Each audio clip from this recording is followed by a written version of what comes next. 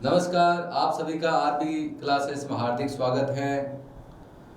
आप सभी कैसे हो? मुझे आशा है, उम्मीद है कि आप स्वस्थ होंगे। आज हम भारत मान लो, राजस्थान मान लो, राजस्थान के महान पुरुष महाराणा प्रताप का जीवन परिचय पढ़ेंगे। एकदम सामान्य जीवन परिचय जिनके बारे में कक्षा 6, कक्षा 7, कक्षा 8, 9, 10 सब में आ रखा है। महाराणा प्रताप से सब परिचित हैं। राजपूत सिसोदिया राजवंश के वे ऐसे शासक थे जिन्होंने अकबर की कभी भी अधीनता स्वीकार नहीं की थी। इनके बारे में, इनके वीरता के चर्चे बहुत ज़्यादा आपने सुने भी होंगे। आज हम इनके एकदम नॉर्मल जीवन परिचय के बारे में देखते हैं। तो सबसे पहले हम बात करते हैं महाराणा प्रताप का जीवन परिचय। महाराणा प्रताप के बारे में आपने नाम तो सुना ही है। महाराणा प्रताप का जीवन परिचय, तो जीवन परिचय में सबसे पहले बात करते हैं महाराणा प्रताप का जन्म कब हुआ था। महाराणा प्रताप का जन्म हुआ है अपना 9 मई 1540 ईस्वी को। महाराणा प्रताप का जन्म कब हुआ है? 9 मई 1540 ईस्वी को हुआ है कुंभलगढ़ दुर्ग। कुंभलगढ़ दुर्ग के बारे में आप जानते ही हैं। कुंभलगढ़ दुर्ग मेवाड़, जो वर्तमान में राजस्थान के राजसमंद जिले में स्थित है। इसमें यह भी दे रखा है, जो वर्तमान में राजस्थान राजसमंद जिला है, राजस्थान भारत इंडिया में स्थित है। पहले 3 प्रश्न हो गए यहाँ तक अपने। पहले सबसे पहले बात है कि महाराणा प्रताप का जन्म कब हुआ। महाराणा प्रताप का जन्म हुआ है 9 मई 1540 को।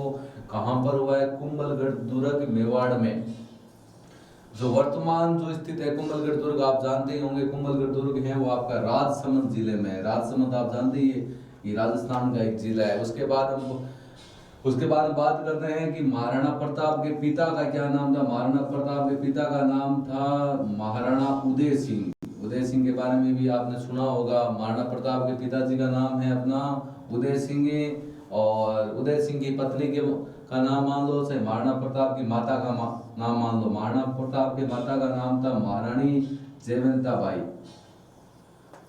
माता जी का नाम क्या था? महाराणा जयवंता बाई। उसके बाद हम बात करते हैं जीवन संगिनी की। उनकी पत्नी का नाम क्या था? उनकी पत्नी का नाम था महारानी अजबदे पंवार। महारानी अजबदे पंवार, महारानी अजबदे पंवार मुख्य उनकी रानी थी। वैसे तो उनकी ऐसे बताया जाता है कि 11 रानियां थी।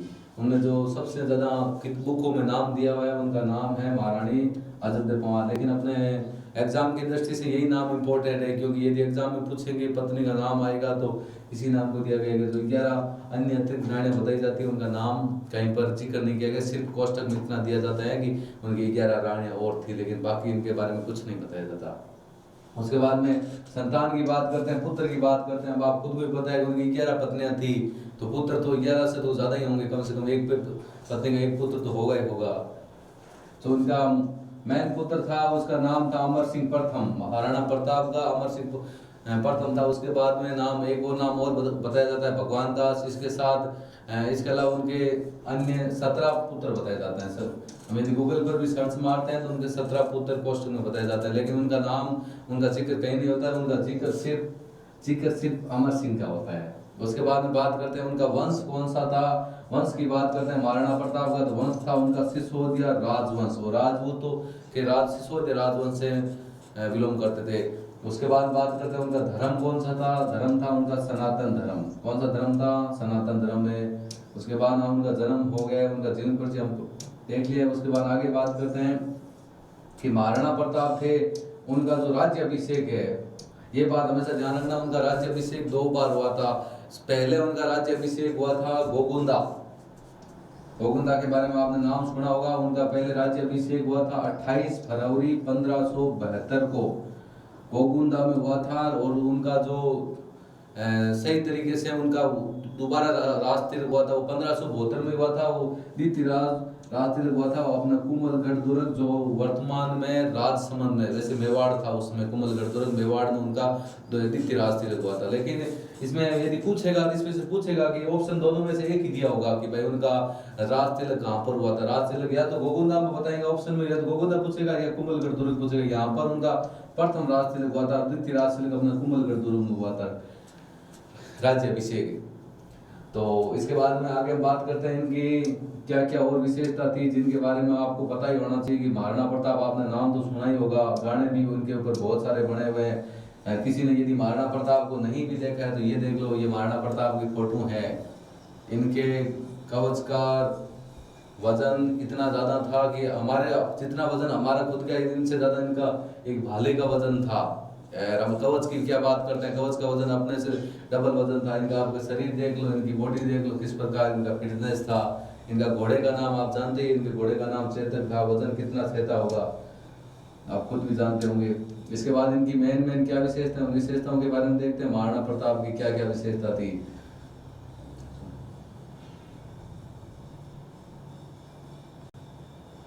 महाराणा प्रताप की विशेषता की बात करते हैं तो महाराणा प्रताप विशेषता में देखें तो महाराणा प्रताप का नाम इतिहास में किस नाम से जाना जाता है। ये वीरता के लिए उन्होंने कभी भी हार नहीं मानी थी अपने जीवन में।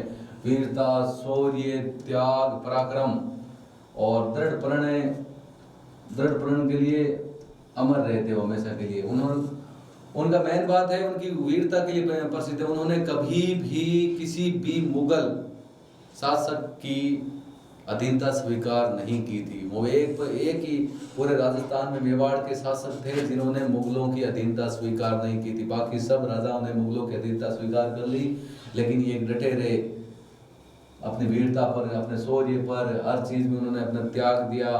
उन्होंने जो निर्णय ले लिया, दृढ़ प्रण था, जो निर्णय ले लिया उस निर्णय पर खरे उतरते थे ये महाराणा प्रताप। उसके बाद हम बात करते हैं कि महाराणा प्रताप ने मुगल बादशाह अकबर की अधीनता स्वीकार नहीं की। ये बात मैंने आपको बता दिया है। और बहुत सालों तक, कई सालों तक उन्होंने संघर्ष भी किया था।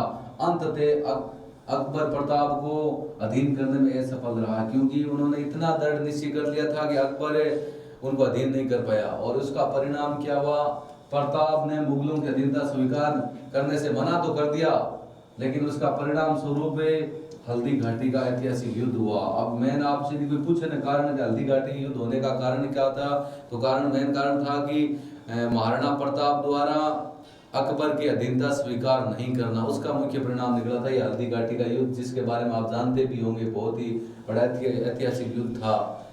ये युद्ध कब हुआ था? 15 जून 1576 में हुआ था। सॉरी 18 जून 1576 में ये युद्ध हुआ था। इस युद्ध में जो मेवाड़ की तरफ से नेतृत्व, सेना का जो नेतृत्व किया था वो खुद महाराणा प्रताप ने किया था। इसमें ये भी बताया कि मेवाड़, ये युद्ध अपना मेवाड़ और मुगलों के मध्य हुआ था। और मेवाड़ की जो सेना थी, मेवाड़ की सेना का जो नेतृत्व है वो खुद, मेवाड़ की सेना का नेतृत्व खुद महाराणा प्रताप ने किया था। ये बात आपको ध्यान रखना है। और महाराणा प्रताप से भी मुस्लिम लड़ने वालों में से संख्या थी, लेकिन वो संख्या मेन जो सरदार थे उनका नाम था, एकमात्र सरदार थे सिर्फ महाराणा प्रताप की तरफ से लड़ने वाले एकमात्र मुस्लिम सरदार हकीम खान सूरी। ये पर्सन आ सकता है, बहुत इंपॉर्टेंट पर्सन है कि सिर्फ एक ही मुस्लिम ऐसे सरदार थे जिन्होंने महाराणा प्रताप का साथ दिया। उनका नाम था हकीम खान सूरी। जो हल्दी घाटी का युद्ध हुआ था, मेवाड़ की सेना का नेतृत्व खुद महाराणा प्रताप ने किया था। महाराणा प्रताप की तरफ से मुस्लिम सरदार एक ही थे, उनका नाम था अपना हकीम खान सूरी। और आप जानते होंगे कि मुगलों का नेतृत्व आमेर के जो राजा थे, अपने जयपुर के किले आमेर के जो राजा थे मान सिंह, और मान सिंह के साथ में थे आसिफ खान। इन दोनों ने उस मुगलों की सेना का नेतृत्व किया था। इस युद्ध का परिणाम की हम बात करते हैं, परिणाम ऐसे महाराणा प्रताप की तरफ झुका हुआ है। मतलब इसमें महाराणा प्रताप की विजय बताते हैं, लेकिन इसमें ये भी बताते हैं कि महाराणा प्रताप की सेना थोड़ी पीछे भी हट गई थी। लेकिन बुक में किसी भी नोट्स में हम देखते हैं कि इस युद्ध का परिणाम, ऐतिहासिक परिणाम क्या था। इस ऐतिहासिक परिणाम की बात करते हैं तो महाराणा प्रताप की इसके अंदर विजय बताते हैं। तो उनको बहुत से, सीधी सी बात है, एक सिर्फ अधीनता स्वीकार नहीं करने के कारण इतना बड़ा युद्ध हुआ था।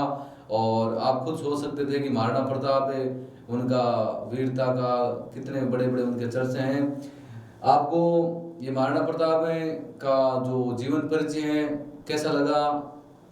यदि अच्छा लगा तो आप हमें और बताइए, और मोटिवेशन आपसे मिलेगा कि हमें दूसरे राजाओं पर आपके लिए जीवन परिचय बनाएं।